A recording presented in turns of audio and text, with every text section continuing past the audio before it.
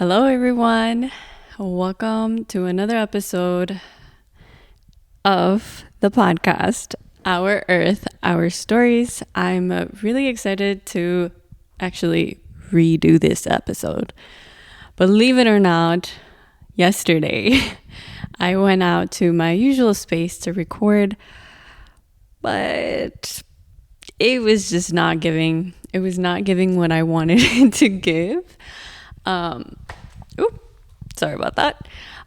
It became longer than what I wanted to, and I felt like I was just going on and on in circles. And yeah, I don't know. I didn't really like how it turned out. So here I am re-recording it in a new space.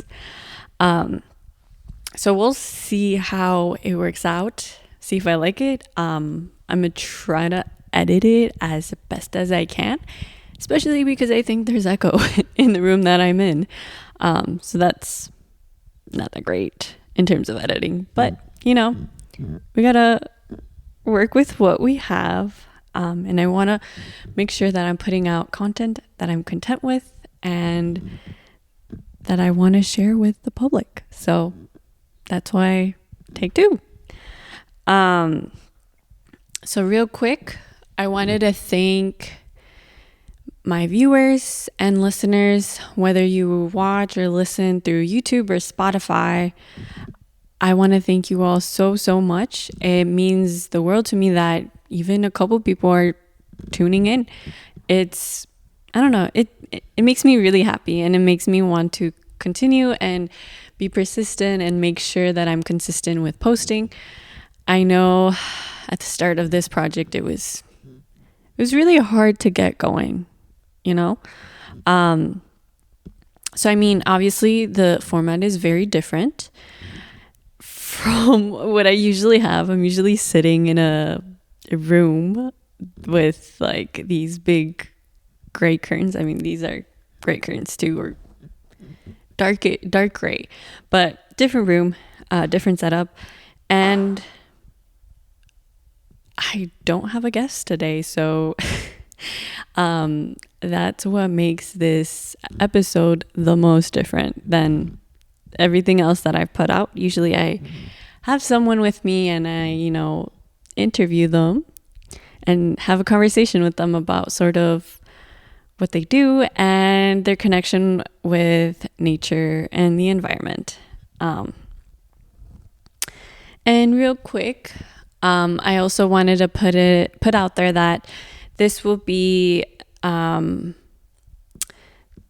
episode that I put out before I go out on a break. As I've mentioned, I don't know, once or twice on here, I am a graduate student. I'm pursuing a PhD in mathematics, and my research focuses on climate and math. And so I have to take some time to just work on my research for a bit this summer before I, try to do more content. I have put a lot of time on this, and so then it sort of takes time away from research. But yeah, I wanted to prioritize my research for some time and then, get back to it. So don't worry, this is not my last episode or whatever. I will be continuing to post. Although it is my last episode that would be supported through the INE mini grant. So the Institute on the Environment gave me a mini grant to support me so I could do this project while I'm a student. And again, I'm super thankful for the support. And I don't know if I would have pushed myself to do something like this otherwise, but yeah. So I'm going to be taking a break, being a student, to resume like my student duties, like I said. And I want to enjoy summer a bit, I think I will take the time to also reflect as to how I want to further work on this project And this episode is sort of the beginning of that reflection process and sort of me looking in a mirror and seeing where I want to go next and what I've done so far. So I basically hinted, this is a reflection. It's a reflection because I think I want to talk about, the journey of it all, It's not easy. A lot of these content creators, podcasters, whatever, YouTubers, people that put stuff on Spotify or whatever, they make it seem so easy, but it's not. And I've had some experience with podcasting. While I was a youth, I sort of co-hosted a podcast of some sort. But I was never really involved in like the editing and all that sort of stuff. So it takes a lot of work, a lot of work. And, I'm grateful for the experience. I think I'm slowly figuring the ins and outs of it all. I still have a lot more to learn. I think, it's a start. But I'm gonna get better. So I wanted to do this reflection piece because it's a must, especially when you want to create change and create solutions. You must sort of see how far you've gone and where you want to go, so you have a clear vision and a clear path of your journey. I think we sometimes, as like people who want to do change, we forget that reflection is crucial. You want to know where you were at before and where you're going, and just thinking about taking everything in and. I want to have an impact on you guys. And just reflecting and thinking back as to when I first started this project, I wanted to do so much. Like I was like, I'm going to do this, and that. And this started back in June of last year. This is when I officially was like, yeah, I'm going to do this. And I'm going to do this podcast. I'm going to have so many guests and blah, blah, blah. And I'm going to inform people and, had all these wonderful things that I wanted to do. But I soon realized I'm like, this is not possible in a short amount of time. You have to start somewhere. It's good to think big. I think that helps a lot. But you gotta go little by little, and in order to get to where you want to be. And so the goal of this podcast, and this is what I had in mind and what I imagined, was to have a platform where I sort of create this bridge, this imaginary bridge. It's not an actual bridge, but a bridge between regular people, like, people that are not scientists or are in academia and are just, out in the world, and, sort of connect them with like scientists, people who sometimes their work life and whole life revolves around solving different problems, such as climate and environmental issues. So I wanted to create a way where I could talk to people from both worlds. It often seems like, two different worlds that we live in, and, bring them together because we're all part of this world, we should all be included in this conversation of environmental issues, nature. We're all part of it. And so I wanted to meet people from different backgrounds, talk to them, have conversations, and, show the world, there's different people working on these different environmental issues, no matter how big or small your action is, it matters. That's what I wanted to really get at with this podcast. I wanted to make this, make the environment or like nature more mundane in a sense. I guess I don't know if that's super clear what I'm trying to say yet, but remind people that we're all part of nature. We are nature. I think with so much technology and us always being inside, and we forget that nature exists, that the outside world exists, and that there's so many other species out roaming our planet, and we're one of those species, and we should take care of it and play a role in that and protecting what we have, making sure that we have clean water for everyone, and all these wonderful things that our earth provides,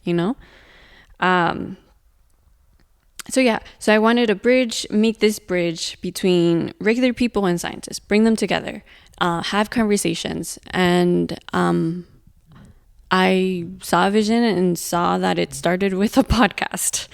I also wanted to raise awareness. I feel like sometimes we're not aware of different environmental issues that are existing in our communities. And so initially, I wanted this podcast for me to just be talking about these different environmental issues and, bring so much information. But I soon realized it was a lot. And there are some resources or like people doing similar work where they're informing people. And I don't think it would have been as effective. Awareness is definitely like important, but I think that what I later on realized through a lot of brainstorming sessions that I did individually, but also with my mentors, Dick and Lisa, was that I needed to narrow it down to something more specific, and I had a clear vision. And so then what I ended up coming up with was that I wanted to not only bridge this gap that exists between people and scientists, but I also wanted to bring hope.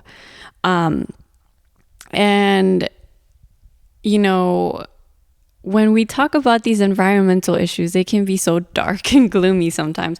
I think I often, in my research, I see the data and I see what's happening, and it's scary. It's like, do we even have the capacity to fix this problem, these different environmental issues that are occurring?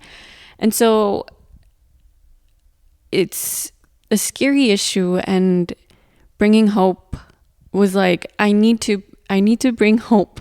I need